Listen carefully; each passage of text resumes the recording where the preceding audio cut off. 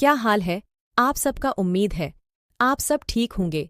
आज की कहानी है एक 15 साल के लड़के की। चलो तो शुरू करते हैं। मेरा शौहर एक 15 साला लड़के को घर ले आया। कहने लगा कि ये लड़का बेसहारा है और यतीम भी है, घर में मुलाजमत करेगा और हमें उसे पैसे भी नहीं देने पड़ेंगे। मेरा शौहर बहुत ज्यादा कंजूस था, हर वक्त मुफ्त के चक्कर में रहता था। वो लड़का देखने में बड़ा खूबसूरत था।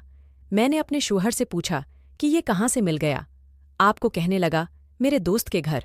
उसने चंद माह काम किया है, लेकिन अब वो दबी जा रहा था तो मुलाजिम मुझे दे दिया कि बस 2 वक्त की रोटी खाएगा और जो काम कहो कर देगा। ये सुनकर मैंने कहा, जवाद, हमारे घर में पहले ही बस 2 कमरे हैं। एक को मैंने ड्राइंग रूम बनता रखा है, एक हमारा कमरा, ये खुला सहन है, ये लड़का रहेगा कहाँ। मेरे इस सवाल पर वो कहने लगा, उसकी फिक्र करने की जरूरत नहीं है, बस सहन में एक चारपाई उसे बिछा देना, चुपचाप सो जाएगा। मैंने कहा, चलो ठीक है, और बड़ा ही चपचप सा था। आखिर रोज सुबह सवेरे ही मैंने उसे किचन के काम में लगवा दिया।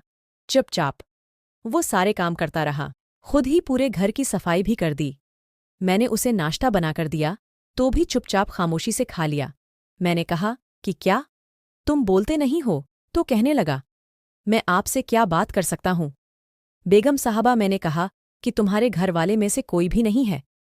कहने लगा कि ये नहीं।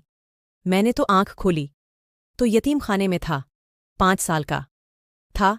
जब मुझे यतीम खाने से ये कहकर लिया है कि उसके घर औलाद नहीं है और उसे बच्चा पालना है।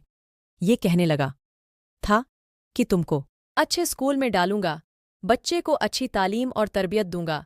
लेकिन 5 साल की उम्र में ही उसने मुझे घर के कामों में लगा दिया।